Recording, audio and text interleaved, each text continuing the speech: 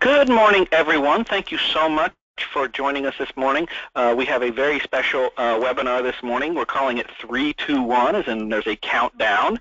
I wish I could have some kind of emoji or something of a blast-off ship, but I don't. So we just have this 3, 2, 1 webinar piece. We are so excited this morning. We have a couple of special guests this morning that really have great information to share with you. I'm not going to take any time at all. I'm going to introduce Amy Ronshausen. She is the Deputy Director of the Drug-Free America Foundation in Tampa, Florida. And she's also, if you ever see any of these Save Our Society from Drugs, she also runs that area as well. So she just has a wealth of knowledge. She was instrumental in coordinating all of the coalitions down in Florida when they had their issue 2 last year, which would have made marijuana legal for medicinal purposes, but they did defeat it. So I'm going to let Amy take it away and give us some great advice. What are we doing these last couple of weeks?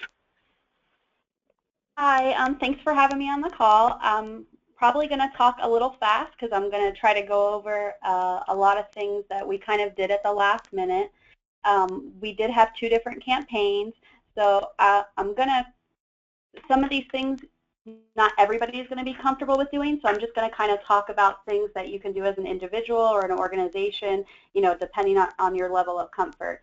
I like to start when I talk about these things. A year before we were ready to go to vote, I was at a conference of law enforcement, probably 500 law enforcement people there. And somebody got on the stage from California to talk first, and they said, so it looks like you guys are going to have medical marijuana next year, so you really need to start working on figuring out what you're going to do when it passes and how you can be a part of that process. And I was in the back of the room, and I was just, you know, really mad, like steam coming out of my ears, mad because basically the speaker just told 500 people not to bother working on it for the next year. Well, the next speaker up was Tom Gorman from Colorado, and I got to him before he got to the stage, and I said, you need to clean up that mess and make sure these people know that we have a good chance of winning, and then they need to work on it.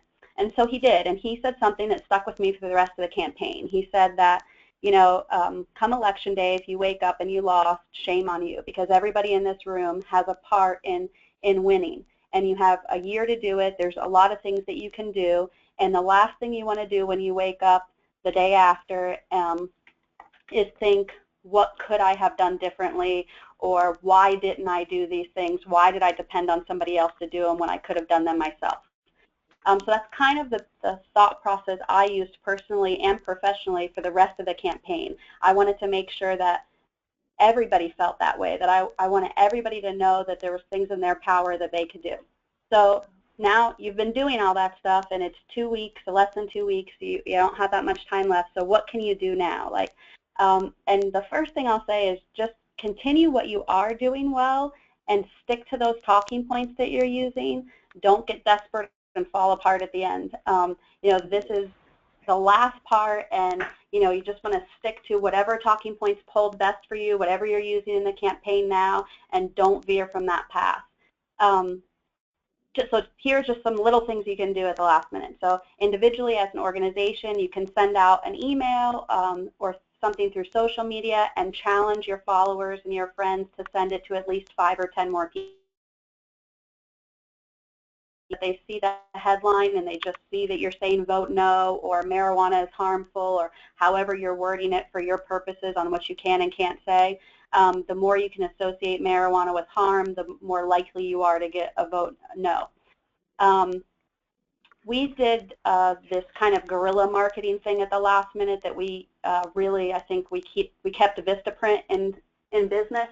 So, and right now I looked, they have a special. You can get 500 business cards for $9.99. So what we did is we started printing, just some were vote no ones and some were just educational facts, just our talking points for why this wouldn't be good for our state, putting them on business cards, and we blanketed the state. We probably ordered, between us and all the coalitions, about 50,000 of these cards, and we put them on cars at baseball games, at football games, any kind of sporting events. We went to the malls and put them on the cars at malls. We handed them out door to door. It's trick-or-treat time. You can put them in trick-or-treat baskets. Right now we have ones that look like, you know, pot or not. This is what's going to be out there if this is legalized in your state. They're products, edible products. Halloween's a great time to capitalize on that. Put them in the candy sections at the stores. Sometimes you just are done talking about this issue, but if you have those cards, you can leave them places without ever having to open your mouth. So if you're at a dinner at night and you're just marijuana'd out, you don't want to talk about it anymore, because I'm sure a lot of you are at that spot right now.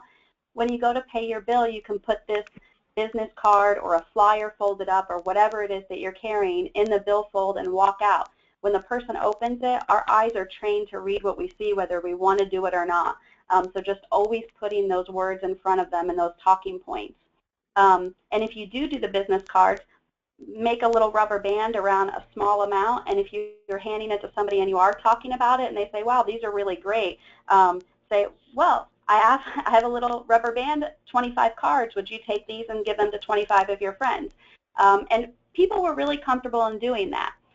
We started wearing our t-shirts the last couple weeks. I had to throw the t-shirt away. I never want to see it again because I wore it the last 2 weeks of my life during election time.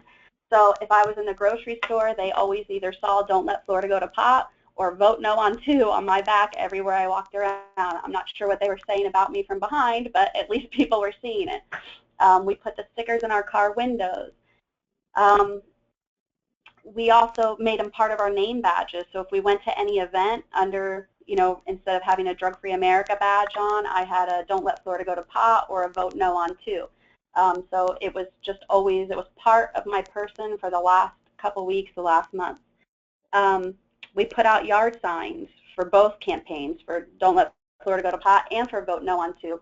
I just kept about 50 of them in the back of my car because they get stolen. You know, people pull them out that don't agree with us. But every morning on my way to work, I'm on a pretty busy community street. I put the signs out there. If they had been taken down, made sure that they were up so that you're just always seeing those logos no matter where you go. And then when it was voting day, depending on how your laws are there, where you can place them at precincts, make sure that your signs are out there at the precincts. We also, the last 2 weeks, we took our lunch breaks and before work and after work and on the weekends, and we kind of organized groups to just stand on the busy street corners with signs and smile and wave the signs and just be out there. We all know how prevalent the pro-pop message is out there. So we just want to make sure that, you know, they knew that there were people that were not supporting this. And so one of the things I think that was really instrumental for us in the sign holding thing was having our youth out there doing it. And they were just holding, some of them couldn't hold "Vote No" signs because of the organization that they were with, but they were holding signs that had a marijuana leaf with a big X through it, or, you know, pot is harmful, or, you know, whatever it is you want to put on the signs. But having youth out there who don't have a voice in these elections, letting people know this is my future, this is, you know, you're voting something in that I don't have any control over right now, and this isn't what I want for my state or for my future, I think was, you know, most people think all the young kids are for this and this is what they want. So having them out there and active during those last couple weeks was very important.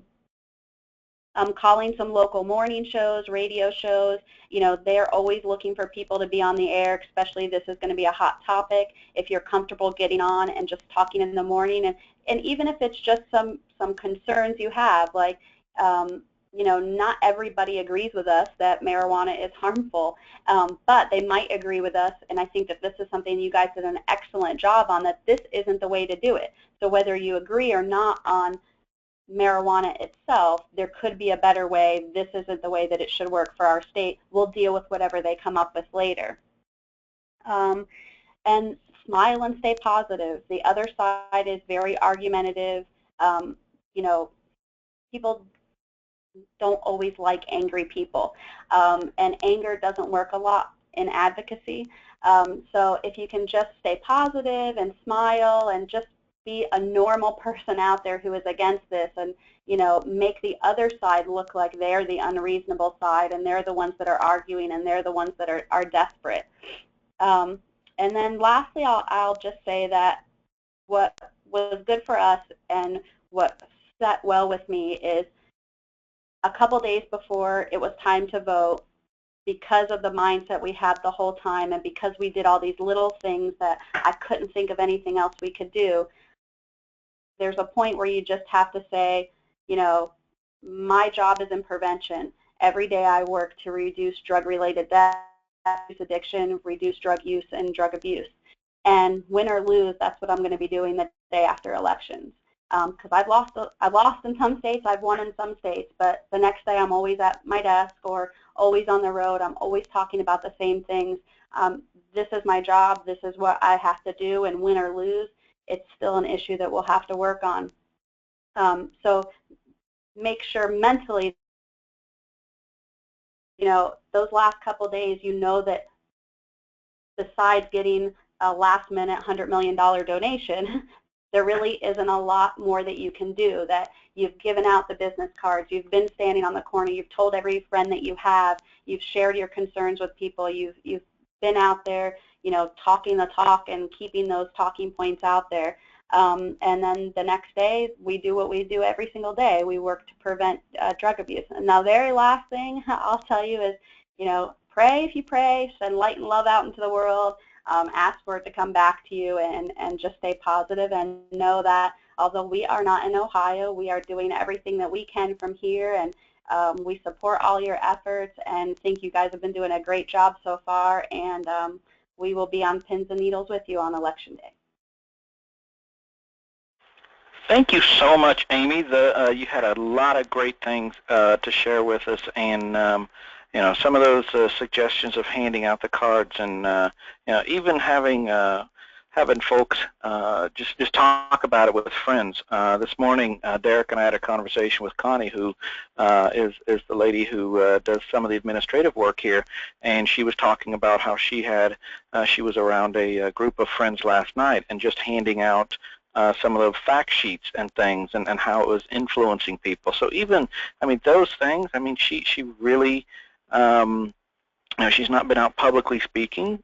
Connie hasn't, but she got, you know, some folks to swing our way. So everyone is important in this, and everyone who you know, everyone has friends and spheres of influence. So it really is important that we are out there just spreading our message and letting folks know.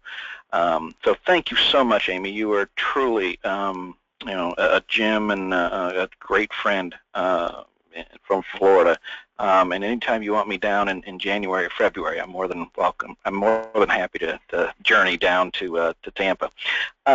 Also, we have another guest, Elise Spriggs. Elise Spriggs is she's a spokesperson for the No on Issue 3 campaign here in Ohio. She's going to give a brief update on what is going on in the state, and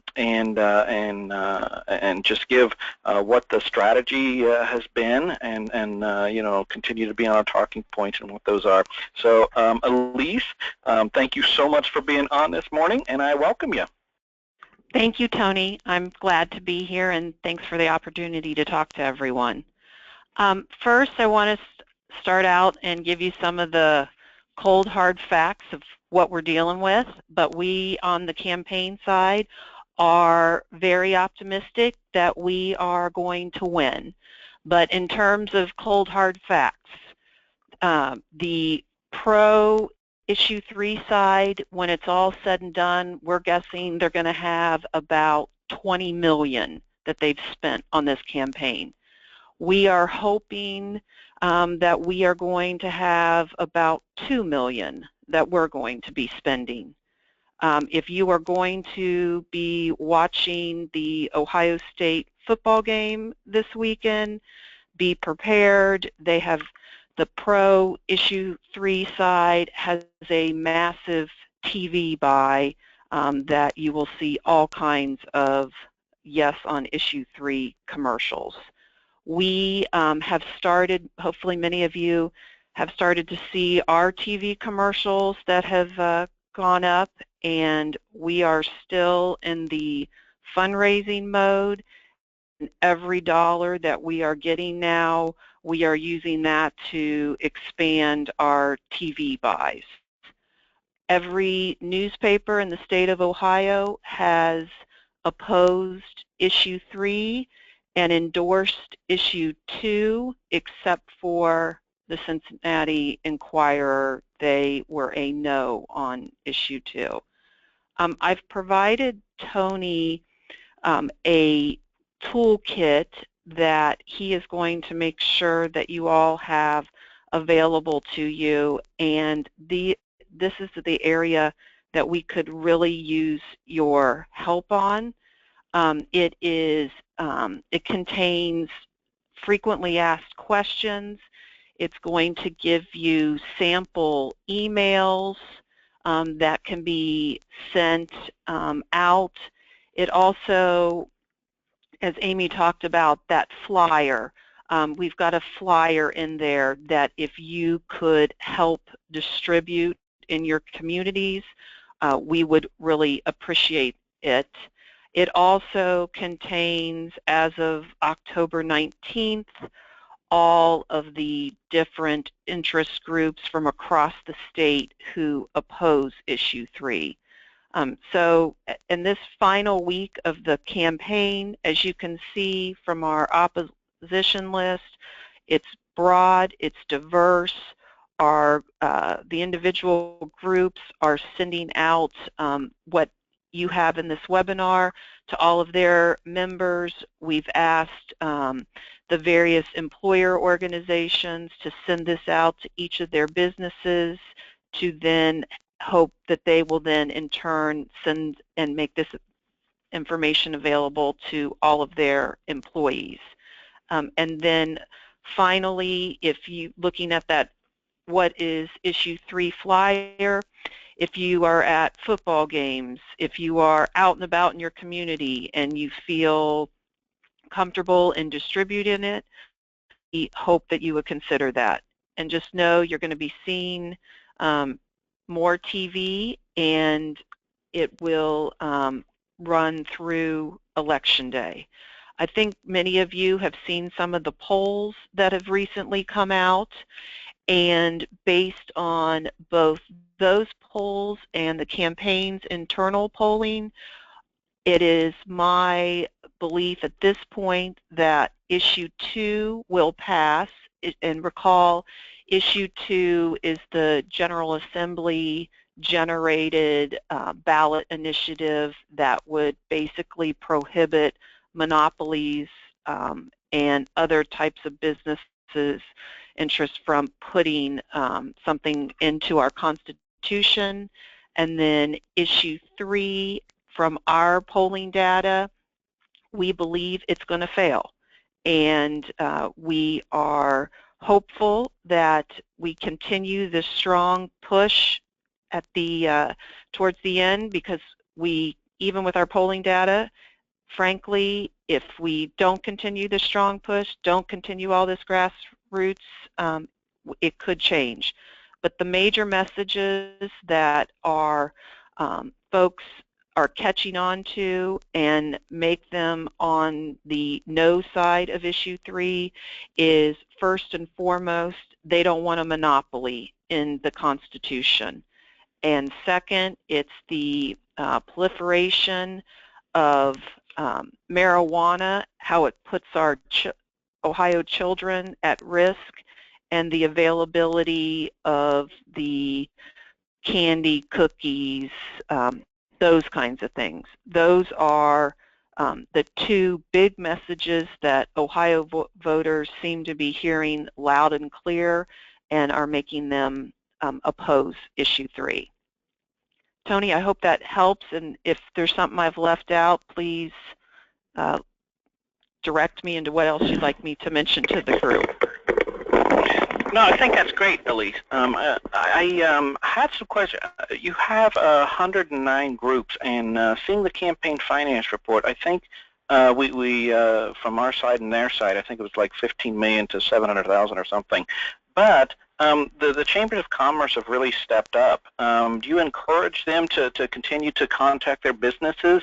The folks who are in these communities, who are in communities. Do you think that's a good place to continue to kind of push our message, or is it more of a community, wherever it can be type of strategy? I would say it's both, Tony. It's the employer toolkit, that slides that have been provided to you. All of the Chamber of Commerces that have opposed, are on record opposing this, and through the Ohio Chamber of Commerce, they have been all provided this toolkit, and they've been asked to distribute that amongst their members, so that then their members can share it with their employees.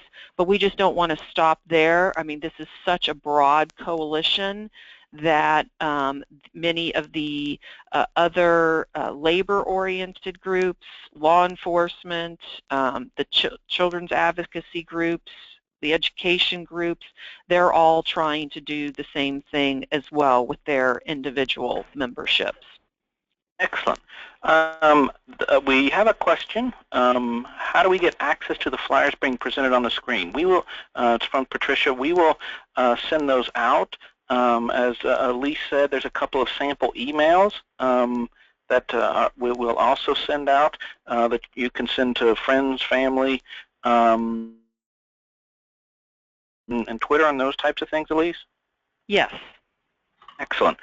So we'll send those things out. The employer toolkit, where do we find it? The employer toolkit, let me double check that it is on the full website, which is noissue3.com, and if it's not, I will make sure to get it up there before the day's over. Excellent. So that's noissue3.com, correct? Correct. Okay. And if I didn't know if there was anybody else out there with any questions or anything before we went. Okay. And you ought to see the, quite frankly, the madness that is going on right now. Derek's leaving. His last day is going to be next Friday. We're very sad to see him go. So we've got, I think, take it like 3 people to replace Derek. So God bless us. If you could also, Amy said, pray for this to go down. Please pray for us on these darn webinars too, because this could be trouble. But Derek has also put on the screen a great toolkit for employers from Working Partners. Working Partners is a group that specializes in drug-free workplace policies and those types of things. And I think the web address there is workingpartners.com. And there's videos there. There's some handouts, some printable materials and those types of things. So that is another toolkit that's out there. So this is a great resource if you're going to visit your business, your places of business, and how it's going to impact them. Because I really do think that they're going to feel. I was asked this question the other day: who's going to feel this the most? Is it going to be schools? Is it going to be hospitals? And quite frankly, I said I think it's going to be businesses. I mean, you're going to have, obviously, in schools, we know those types of things. Businesses, I don't think know what's going to be coming. So this is a great resource for them, and I think they've been in business 25 years doing this across the United States. So it's their expertise. It's free information that you can print off and also hand out to business folks. And we do not have any questions at this time. If you do have a question, please ask it in the question section of your GoToWebinar navigation panel. Also, Mary had asked a question about if yard signs were available, and through the campaign they're not available. However, if you want to generate local funds or want to put those resources, one of Amy's comments is that individuals can purchase yard signs for very little through Vistaprint. So you can check that out and hopefully get some more local impact that will help support the media message that you'll see through the radio spots, or I'm sorry, the TV spots. And there's not any other questions so far, Tony. As Tony mentioned, we will be sending out the information that will include the pieces that Elise spoke about, as well as the logo that's on your screen for the No on 3, so you can post and share and do all those great things that you would like to. Also, Tuscarawas County, they individually did yard signs, so I don't know what their Jody Salvo up there sent that information last night. So I don't know if that's something that she would be willing to share how they came up with that, and if there are any available for the rest of the state. The question is, will this webinar be on your website? Yes, it will be under the Member Center of the SPECA on the website. So if you want to share this with folks in your in your networks, that would be phenomenal. I'm just absolutely thrilled this morning to have Amy from Drug Free America Foundation. Again, I say she is a great champion and, quite frankly, a great friend in all of this, and can't thank her enough for sharing those bits for us that we need to expect and not to give up. A great message. We are all marijuanaed out. I was so excited. I went to a prescription pill heroin thing yesterday, and I was like, oh my God, I don't have to speak about pot. I'm so excited. So I understand that. Also, thank you to Elise, not only for the the update on what we're doing in Ohio, and the encouragement that yes, we are hopefully going to win on Tuesday, and this is a David and Goliath type of thing, man. So it's something that I think the campaign for the amount of donations that they have received have done just a phenomenal job in trying to get this message out, and trying to in formulating these messages, understanding what the messages are. The monopoly piece, which is something that no other state has kind of come up with, because this is a first of its kind, where there will be a marijuana monopoly, where a small group of investors would actually control and own the marijuana market. So I just want to thank you, Elise, for all the work that you do and the entire campaign. I know you guys are working tirelessly, and I'm sure can't wait for this to be over as well. And hopefully November 4th.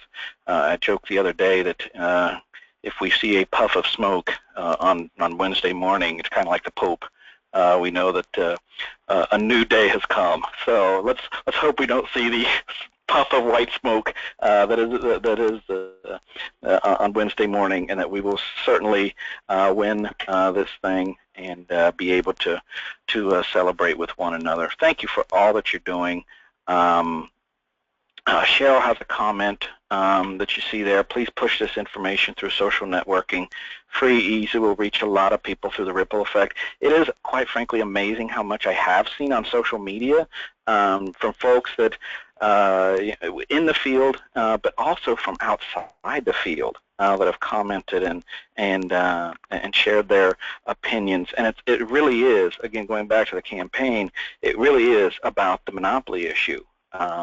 So continue your good work. You're doing great things. We've got 11 more days till election, and then hopefully that 12th day we'll wake up and be victorious. You guys, you really are doing phenomenal work, and really, quite frankly, this is a history-making moment in Ohio, and to be part of this history, hopefully in on Wednesday morning, we will be a part of history of defeating this. So thank you for all you do. Thank you, Amy. Thank you, Elise. And we hope you have a great weekend. By the way, I will not be watching the Bucks game because it will now make me mad knowing that they're going to have big media buys. So thank you so much for all you do, and we'll talk to you soon.